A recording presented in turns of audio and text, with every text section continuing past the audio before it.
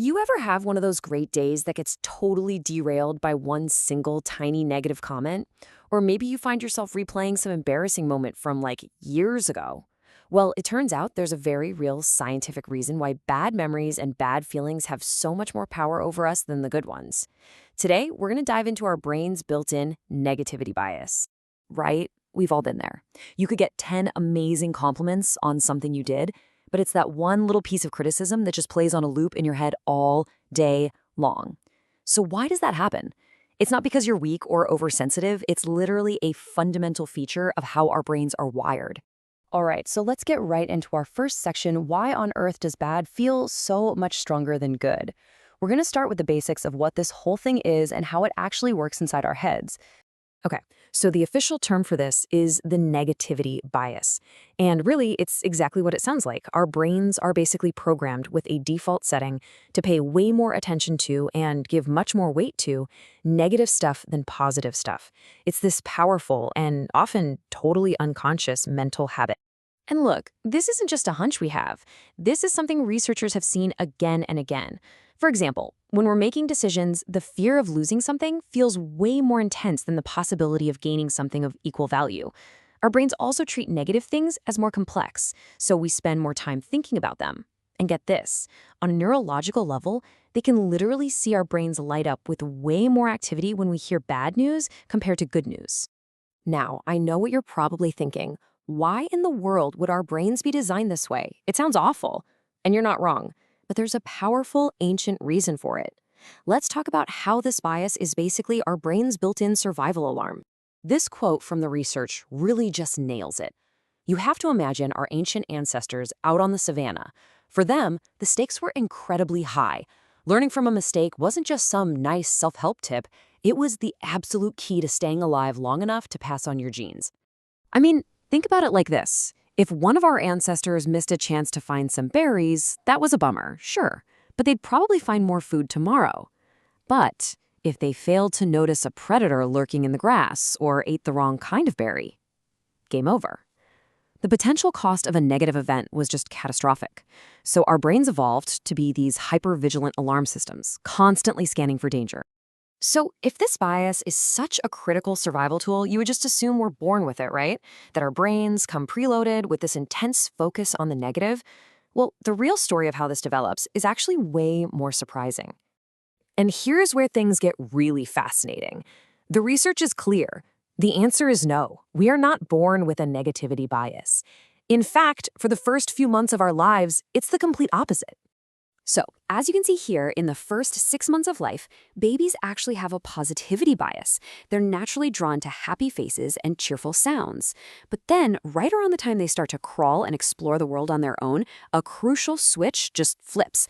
All of a sudden, they start paying way more attention to negative cues, like a fearful look on a parent's face. So why the sudden change? Well, the leading explanation is something called range frequency theory. And the idea is actually pretty simple. For a tiny infant, the world is overwhelmingly safe and positive, right? It's like a calm, sunny day. So when a storm does show up, a loud noise, an angry voice, it's so rare and so unexpected that it immediately grabs all of their attention. The sheer novelty of the bad thing makes it a more powerful opportunity to learn.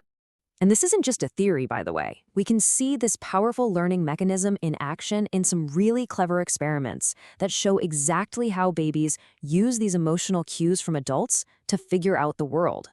Okay, now check this out, because this is fascinating. In a typical study, a baby is shown a new toy. If their parent gives a positive signal, like a smile, the baby will play with it. If the parent has a totally neutral face, the baby also plays with it. But look what happens when the parent gives a negative, fearful signal. Boom. Interaction just plummets. The baby wants nothing to do with that toy. So, what's the big takeaway here? It's that positive or neutral information basically tells the baby, stay the course, everything's cool. But negative information, that's not just information. It's a powerful command.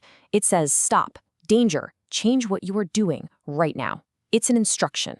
So this ancient alarm system was perfectly tuned for keeping us safe from predators and poisonous plants.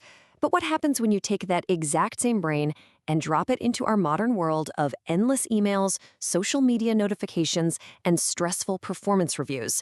Well, you get a serious mismatch. I mean, just look at the difference. The nature of threats has completely changed. Our brains evolved to react to the very real physical danger of a saber-toothed tiger. But today, the threats we face are mostly psychological.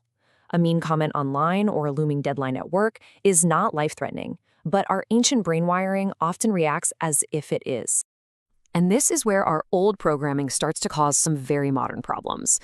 This bias is what leads to rumination, endlessly replaying our mistakes in our heads. That, in turn, can fuel things like anxiety and insecurity. And over a lifetime, this constant focus on the negative can build up into some serious emotional baggage, leading to self-defeating behaviors that really hold us back. So, if this bias is so baked into our DNA, what are we supposed to do? Are we just stuck with it? The answer is no, absolutely not. The key isn't to somehow eliminate the bias, because you can't, but to understand it and learn how to rethink our instincts. This is so important to remember. The negativity bias isn't your brain trying to sabotage you or make you miserable. It's more like an old, well-intentioned security guard who's a little jumpy and overprotective. Its heart is in the right place, its methods are just a little outdated for the modern world. And that leads us to a really crucial point. Overcoming the constant pull of this bias isn't automatic. It's a skill. As this quote says, it takes real, conscious, counter-instinctual effort and discipline to stop ourselves from just dwelling on mistakes and instead learn how to grow from them. So I want to leave you with this final thought. If we can accept that the negativity bias isn't a bug in our system, but a feature designed for a very different world, but a feature nonetheless, then the whole challenge shifts. The goal isn't to get rid of it. The goal is to manage it. So the real question becomes, how can we learn to work with this ancient wiring so it helps us not just to survive, but to truly thrive in our modern world?